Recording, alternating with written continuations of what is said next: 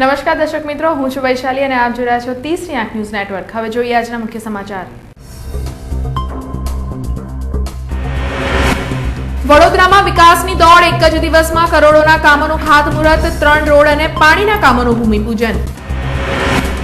માધવનગરમાં block number 9 મુદ્દે રાજકીય વિવાદ, બ્લોક પડ્યો કે તૂટ્યો, કોંગ્રેસ પ્રમુખ નરેન્દ્ર રાવતે બ્લોક 9 પડ્યો હોવાના કર્યા આક્ષેપ, પોલીસ ફરિયાદથી બચવા વુડાના હવાત્યા।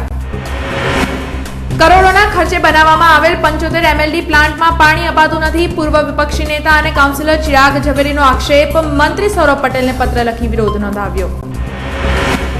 VSEના MDના રાજીનામાનો વિવાદ, અચાનક રાજીનામું આપનાર સોમેશ્વર રાવે દબાણમાં રાજીનામું આપ્યાનો હોવાનો ઘટસ્ફોટ કર્યો, જોકે ચેરમેનનો આરોપોમાંથી ઇનકાર।